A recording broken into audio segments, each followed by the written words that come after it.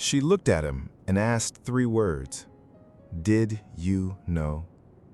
And the most feared man in the country, a man who had never once in his entire life struggled to find an answer, went completely silent. Not for a second, not for 2. The kind of silence that has weight, the kind that changes the temperature of a room. She did not look away.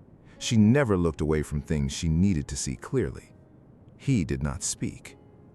This is part 2. And it starts right there, in that silence, in that room, with everything either of them had built across the past months sitting between them like something fragile and very possibly already broken. We are not skipping past this moment. We are going to live inside it. The phone was still in her hand. She had held it out to him. She had watched him read it. She had watched his jaw tighten once, just once, and then go still again, the way the rest of him was always still. And then she had asked him, "Did you know?" Not did you know about Helen, not did you know what your mother was capable of. She had been specific, because she was always specific. She had asked him exactly the thing she needed to know the answer to. Did you know about me? About where I came from? About the reason I was placed inside your world before any offer, before any arrangement, before all of the things I believed were real had any chance to be real? Did you know? He had not answered yet. She was still watching him. This was the part of Anna that very few people understood. Most people thought her stillness was composure. It was not composure. It was attention, complete, consuming attention. The kind that made her an exceptional doctor and a formidable person, and right now, the most frightening presence in the room. She was reading him. She was looking for the thing that happened to a face before a person decided what their face was doing. She had spent years learning to see that thing. She had been wrong before, but not often, and not about things that mattered this much. He was looking back at her. His hands were at his sides, open, not closed. His shoulders had not changed position. His breathing was the same slow, measured rhythm it always was. None of that told her anything conclusive. He was too practiced for any of it to be conclusive. What she was waiting for, what she always waited for, was the eyes. The eyes moved before the decision to move them. She had not looked away. He had not either. And then something happened. Small, specific, the kind of thing that only registers if you are standing close enough and paying exactly the right kind of attention. His eyes did not harden. They did not close. They did not perform anything. They went open, just slightly. The involuntary opening that comes when something lands against a person's actual self, rather than the surface they have built in front of it. Surprise, genuine surprise. Not the managed kind, the real kind. And beneath the surprise, something she had not expected to find there. Pain. The particular pain of a man who is hearing something that implicates him and discovering in real time that it is news. He said, "No." One word, flat, not defensive, not explanatory, just no. She held the word. She turned it over. She measured it against everything she knew about him, everything she had observed and cataloged and quietly filed over months of being in his presence. The way he moved when he was hiding something, the way his voice flattened when he was managing something, the texture of his dishonesty on the rare occasions she had witnessed. This was not that texture. She held the word for a long time, and then she believed him. That was its own kind of devastation, because if he had known, she could have left, cleanly, with a clean reason and clean grief, and the particular relief of understanding exactly who she had allowed herself to trust. But if he had not known, and she believed he had not, then they were both standing in something they had not agreed to, both placed, both moved around a board they did not know they were on, and the question of what came next had no clean answer. She put the phone in her pocket. She walked to the window. She stood with her back to him, She looked out at the city that was his and tried to organize what she was feeling into something she could work with. She needed a moment. She gave herself one. He did not speak while she took it. He never rushed those silences. That was the first thing she had trusted about him, the way he could simply hold space for another person without trying to fill it. She hated how much that still meant to her, standing here, right now. When she finally turned back, his face was still open in that same way, still holding the things she had seen when she asked him the question. He said, "I understand if this changes what you decided." She said, "I am not interested in reasonable right now." He said, "Tell me what you need." She said, "I need to understand what your mother actually wanted." Because that was the piece that did not fit. Helen placed her here. Helen tried to remove her. Helen warned her and moved against her and did all of it from a position of control that assumed the outcome was hers to determine. But a woman who placed you in a room and then spent months trying to drive you out of it, that was not a consistent plan. Something in the calculation had changed. Anna needed to know what. Chan-woo did not know what his mother actually wanted. Both of them needed the same answer, from the same woman. That was either a coincidence or a beginning. Anna had stopped believing in coincidences. Chan-woo did not know what his mother actually wanted, but Anna did. Chan-woo did not know what Helen had been holding for 3 years, but Brandon did. Before any of the answers came, "I want to know where you are right now." Chan-woo did not know. He had no idea what Helen built around him. Does that change everything? Or does being unaware of what the people closest to you are doing carry its own kind of responsibility? Drop your verdict below. I want both sides of this argument. It was Brandon who found it. Quiet, careful Brandon, the man who had spent 11 years at Chan-woo's side and had spent those years developing the particular skill of noticing things that were not his business while giving no indication that he had noticed anything at all. He came the next morning. He laid it out simply, the way he always laid things out. He did not editorialize. He did not frame it. He handed it to Chan-woo like a report and let it be what it was. 3 years ago, Helen had been approached by a specialist, a doctor whose research centered on the exact medical condition Chan-woo had been diagnosed with. This specialist had a developing theory, early, not yet published, existing in the careful language of possibility rather than certainty. There were cases, documented, rare, the kind that gave a category of hope to men who had been told there was no category.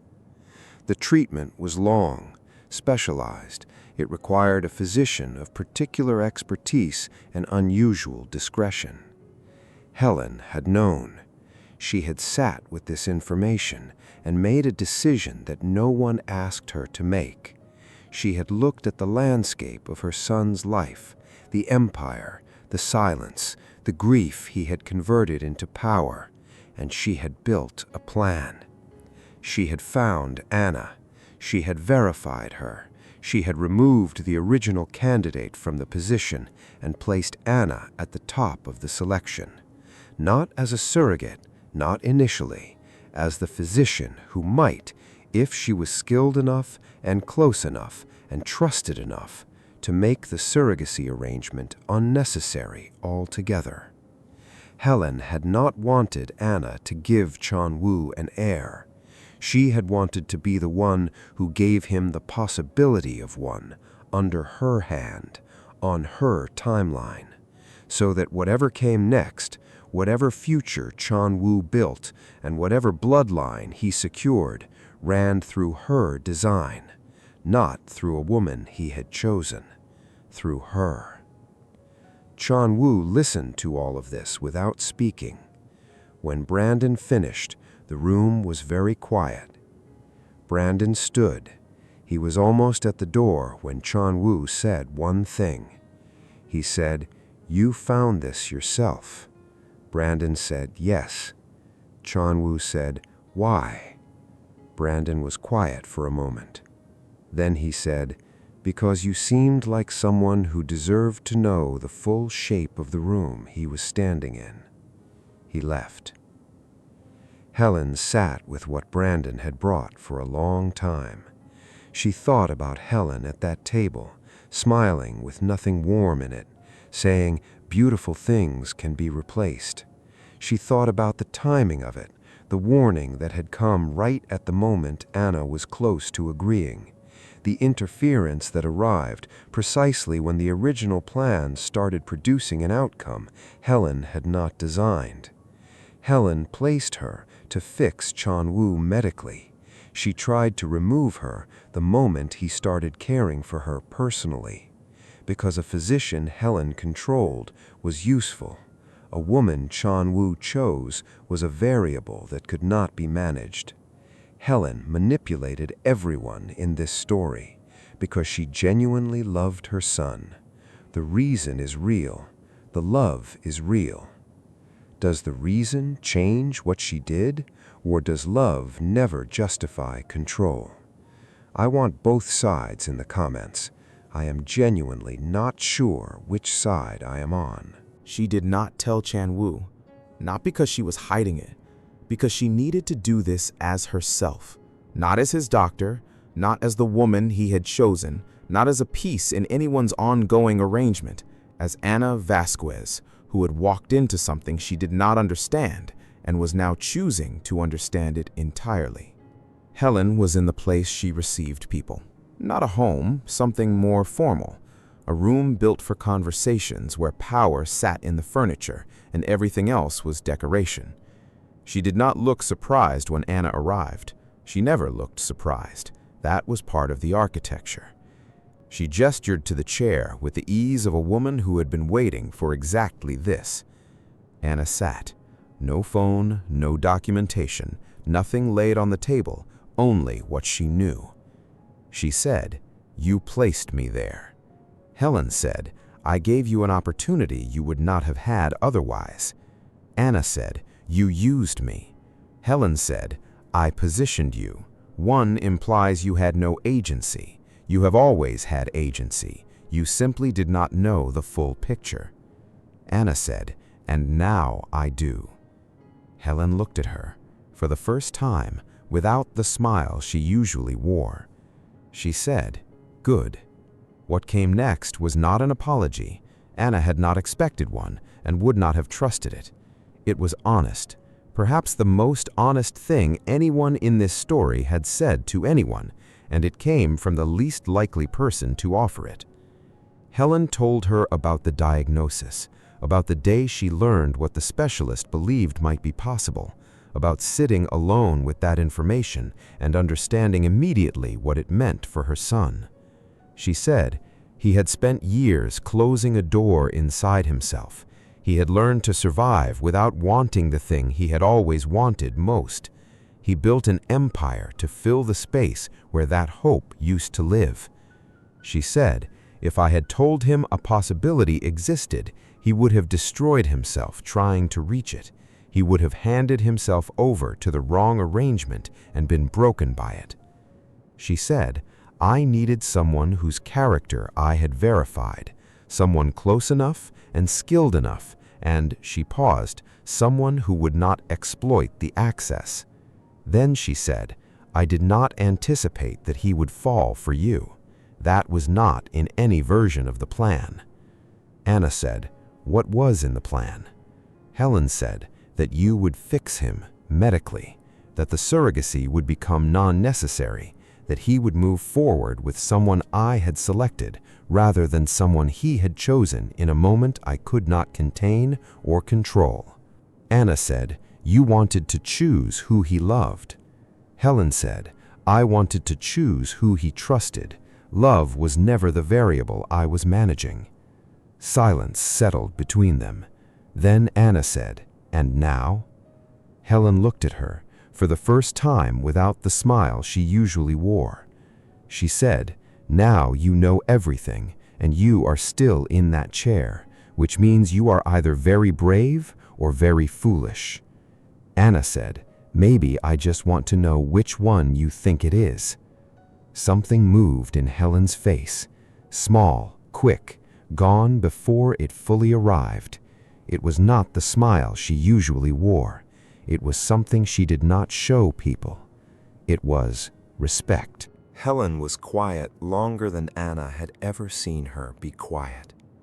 Then she said something she had perhaps never planned to say aloud to anyone.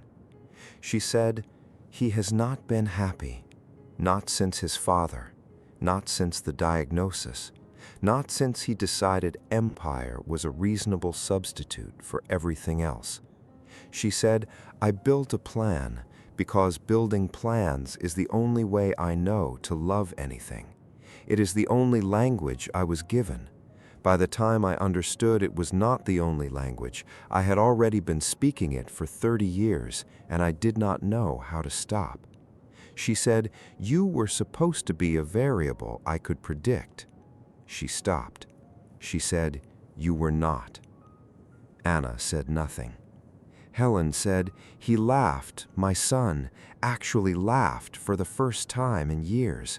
Someone told me about it because they thought I should know. Something ordinary, you said, something I could not have scripted. And I sat with that information, and I did not know what to do with it, because it was the first thing in a long time that was not mine to manage." She said, "So I tried to remove you because I had not designed it, and things I have not designed frighten me in ways I am not proud of." The room held that. Then Anna said, "And now?" Helen said, "Now I am sitting across from a woman who came here without my son, without leverage, without anything except the full truth and the nerve to ask me to account for myself." A pause. She said, "I can only think of one other person who has ever done that." Anna waited. Helen said, "His father." The silence after that was different from all the others.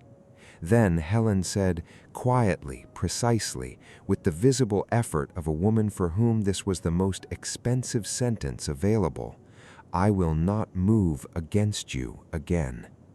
Not an apology, not warmth, not absolution, a concession, from a woman for whom concession was the rarest and most costly thing she had to offer. Anna stood. She picked up her bag. She said, "I know you love him. I think it is the truest thing about you. And I think you have spent so long managing that love that you forgot it was allowed to just be love." She left. Helen sat alone in that room for a very long time. The most dangerous people in our lives are not the ones who wish us harm. They are the ones who love us so much they cannot stop managing us. Has anyone ever loved you like Helen loved Chan-woo?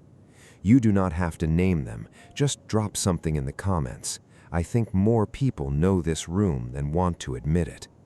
Stay with me right here, because in about 20 minutes, Chan-woo is going to open a box his mother has been holding since his father died. And what's inside it is going to say everything about what this family has actually been carrying all this time.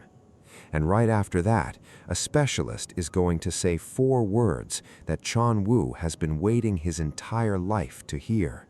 And I promise you, the way he receives those words is something you will not forget.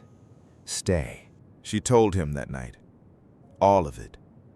The conversation with Helen, what Brandon had found, what Helen had known for 3 years, what the plan had actually been, and how far it had run, and what it said about the room Chan-woo had believed he was standing in alone. She told it plainly, in order, without deciding in advance what he was supposed to feel. She gave him the truth, and she let him have it entirely. He did not speak for a long time. She watched the information move through him. It was different from watching most people receive difficult news. Most people reached for a response before the information had finished arriving. Chan-woo held it, let it settle, let each piece find the place it was going to live before he attempted any of it.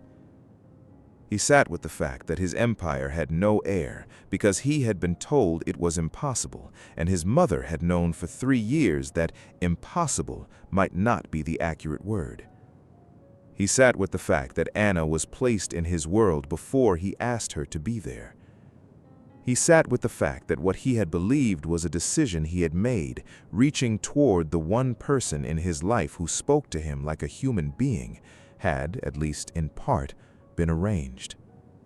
She watched all of it move through him. He said, eventually, "She thought she was protecting me." Anna said, "Yes." He said, "She has always thought that." Anna said, "I know." He said, "It does not make it right." Anna said, "No, it does not." Then he said something that surprised her.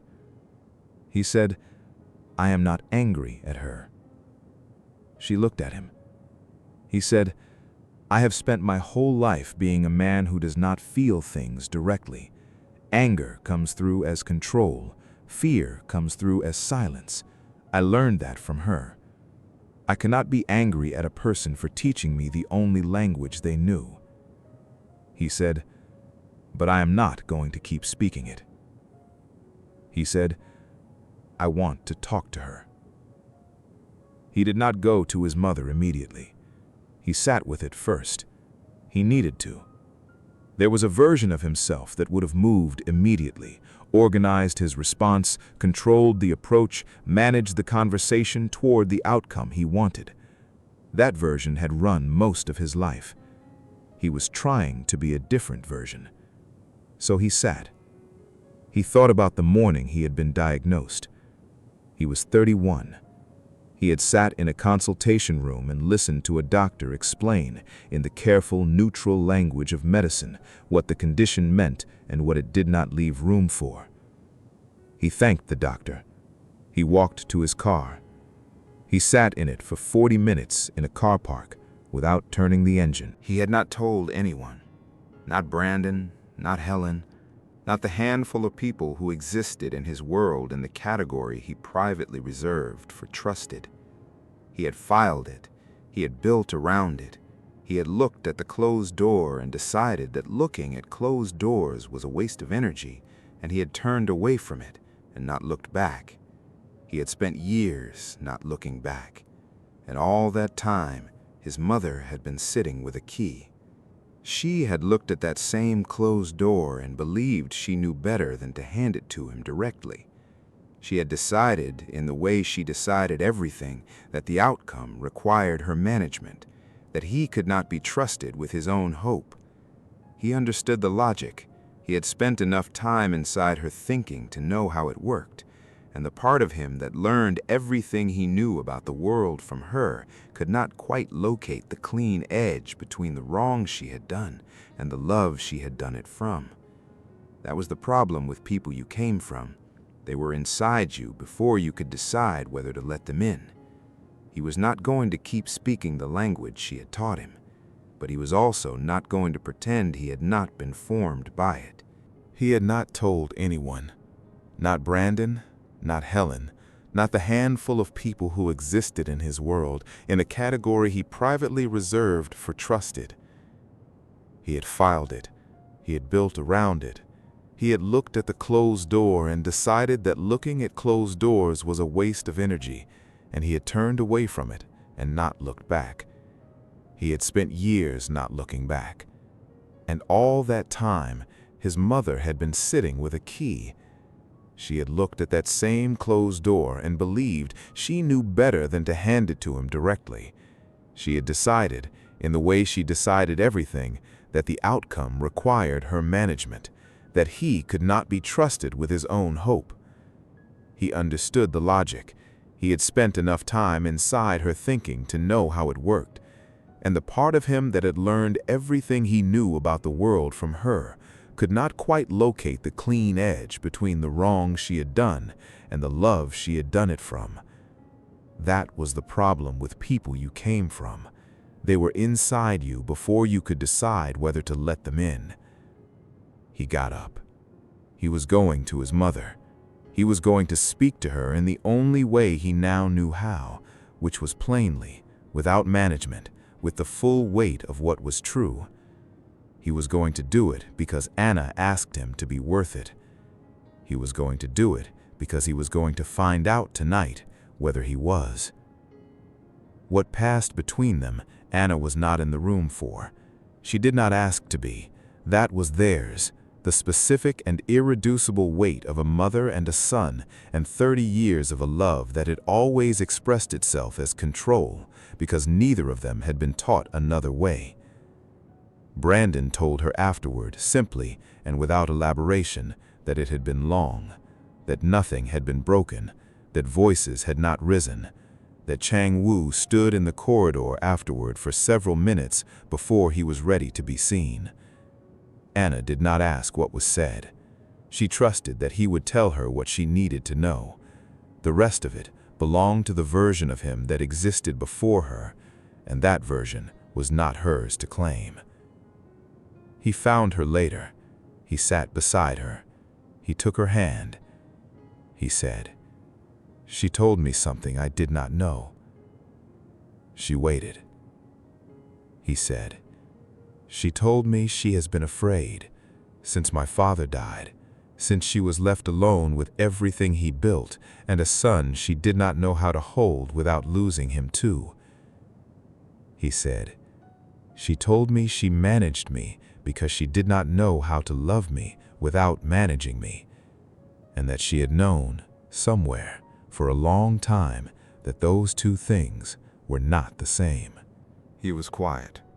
Then he said, "I told her to stop, not to stop loving me, to stop deciding what the room I am standing in looks like before I get to see it myself." He said, "She cried." Anna said, "Good." He looked at her. She said, "I think she needed to do that for a long time." He almost smiled. Then he said, "There is something I need to tell you." She waited. He said, "The treatment, what the specialist believes might be possible, I want to pursue it, not because of the empire, not for the name or the bloodline or any of the reasons I would have said 2 years ago." He said, "Because I spent years being told something was closed, and now someone is telling me it might not be, and I am allowed to want to know."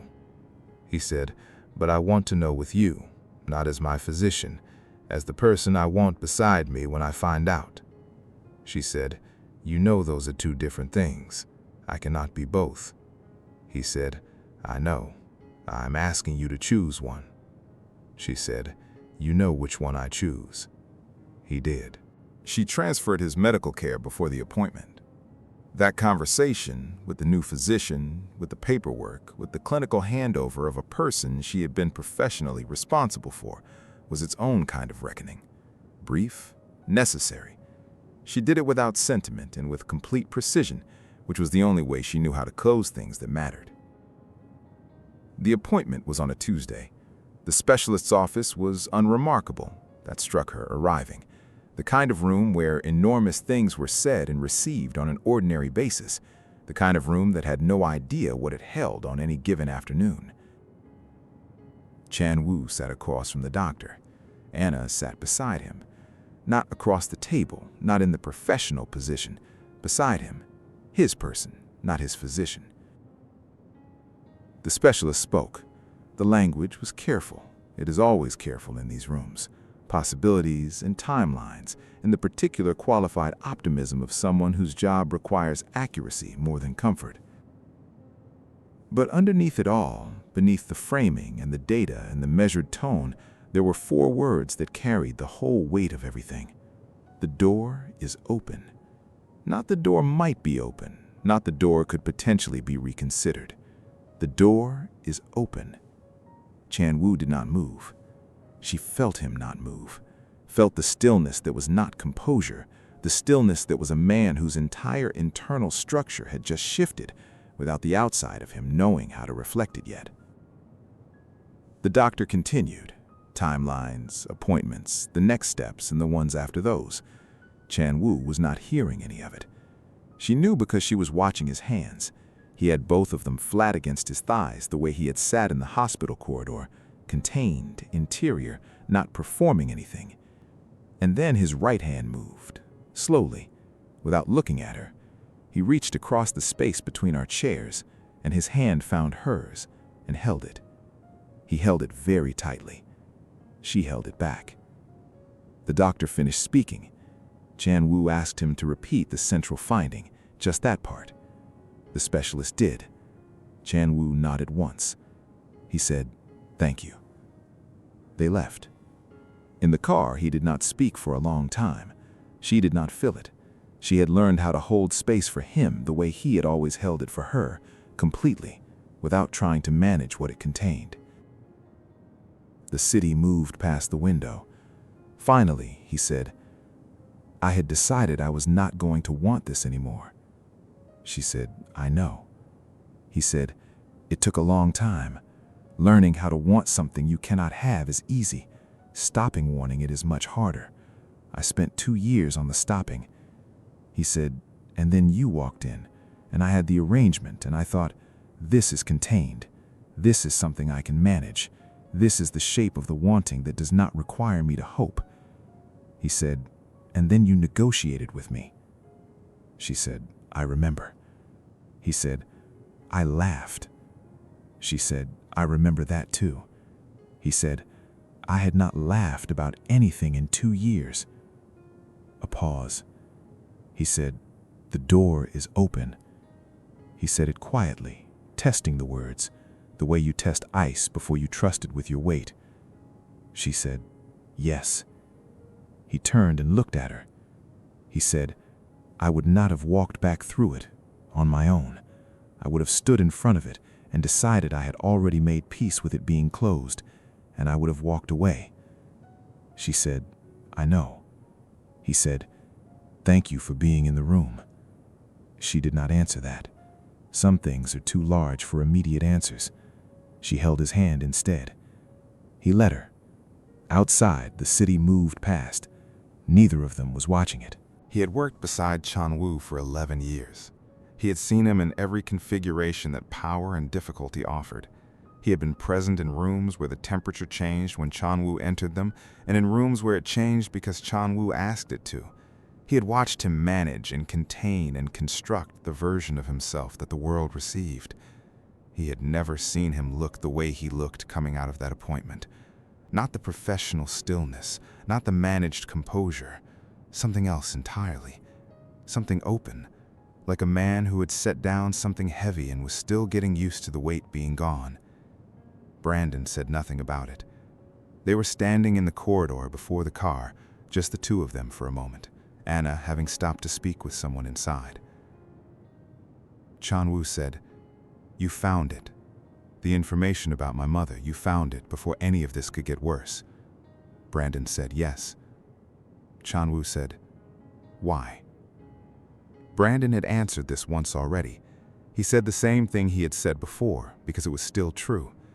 He said, "Because you seemed like someone who deserved to know the full shape of the room he was standing in." Chan-woo looked at him. He said, 11 years. Brandon said yes. Chan-woo said, "I have not been easy to work beside." Brandon said no. A pause. Chan-woo said, "I'm going to try to be better at that." Brandon said nothing for a moment. Then he said, "I know." That was the whole of it between them. It was enough. The arrangement was formally dissolved 3 weeks after the appointment, not because it had failed, because it had become something it was never designed to be, and continuing to describe it as an arrangement was a form of dishonesty that Anna had run out of patience for. She had a new position, her own hours, work that was entirely hers. She was still in his world, by choice, freely, without guarantee, with full knowledge of what it cost. As Anna. Not a physician retained by contract, not a participant in something documented, not a variable in Helen's plan or anyone else's. just Anna, who had walked into a silent room and been offered anything in the world, who had looked at the most feared man in the country and said she did not want a wish. She had meant it then. She still meant it. He was trying, every day, in the way she had asked him to, quietly, imperfectly, without expecting recognition for the effort. That was what she had asked for, not perfection. The trying. It was enough. 6 months after the appointment, there was a dinner. Not a formal one. Brandon was there, Sophia was there, a man from Chanwoo's circle named Han, who had been beside him almost as long as Brandon and who had developed over the years the particular expressionlessness of someone who has learned that showing surprise in front of Chanwoo is generally inadvisable. They were eating. Someone said something, Anna, probably because she had a particular gift for the kind of observation that sounds ordinary until it lands, and Chanwoo laughed. Not a controlled version, not a brief, managed acknowledgement that something was amusing. He laughed. Han looked up from his food. Han had worked with Chanwoo for 9 years. He had heard him negotiate, dismiss, approve, and silence. He had never heard that sound. He looked at Brandon. Brandon's face said nothing because Brandon's face never said anything. But his eyes, just for a moment, said, "Yes, I know. It is new for me too." Chanwoo did not notice them noticing. He was still laughing at something Anna had said, something small and true and entirely ordinary. Sophia was smiling the way she smiled when she was right about things she had said she would not comment on. The moment passed. Dinner continued. Han went back to his food, and something had shifted in that room. Quietly, without announcement. The kind of shift that does not show up in the language of power or empire or names that rearrange priorities, the kind that shows up in a sound. The last dinner in that 6-month stretch, Helen was there for the first time. Not summoned, she had asked. That was its own significant thing. A woman who had spent 30 years arranging her own arrivals, asking. She and Anna had moved through the evening around the edges of each other, not warmly, not coldly, with the careful, honest distance of two people who understood exactly what they knew about each other and decided that understanding was more useful than pretending. Helen was leaving when she stopped in the hallway. Chanwoo was still inside, just Anna. Helen said, "I have decided something." Anna waited. She said, "I am going to stop trying to determine what comes next. I have done that for 30 years. I'm going to try something I have never tried." Anna said, "What is that?" Helen said, "Watching." She said, "Just watching what happens when I allow it to happen." She said it with the visible difficulty of a woman for whom allowing was the most foreign act available. Then, quietly, "He is happy. Whatever you have done or not done, or simply allowed to be what it is, he is happy. I have wanted that for him longer than you knew he existed." She said, "Thank you." The words had edges, like they cut slightly on the way out. She left before Anna could respond. Anna stood in the hallway. Then she went back inside. It was late. Sophia had gone home 2 hours earlier. The city had settled into the quieter rhythm it found after most people stopped asking things of it. Chanwoo was at the window, not looking at the city that belonged to him, just looking. Anna stood. She said, "What are you thinking about?" He said, "Everything that almost did not happen." She said, "That is a long list." He said, "Yes." He turned. He looked at her in the way she had learned over these months, the way that meant he was aware right now of exactly where he was and who was in front of him and what it cost to arrive here and how unlikely all of it was. She had come to know that look well. She held it, He said, "Do you ever think about what you would have said that day if you had known what you were walking into?" She thought about it honestly. She said, "I think I would have said the same thing." He said, "Even knowing all of it?" She said, "Especially knowing all of it." He said, "Why?" She said, "Because the truest things are the ones that hold up when you know the full picture." He was quiet. Then he said, "I want you to know, whatever comes next, the treatment, the results, Sophia, my mother, all of it, whatever shape the next chapter takes," he said, "I choose this. I choose you choosing me. I choose whatever this becomes." She said, "I know." He said, "That is still not an answer." She said, "I choose it too. I choose you trying. I choose the version of you that walked into a small clinic with no entourage and sat across from me like a man with nothing to prove." She said, "That's the version I'm staying for." He crossed the room. He stood in front of her. He said, "You are the only thing in my life that was not arranged, and the only thing that was arranged that I would have chosen anyway." She did not have an answer for that, so she didn't say anything. She stayed. If you made it here, 2 hours, 2 parts, 2 people who should never have found each other, thank you.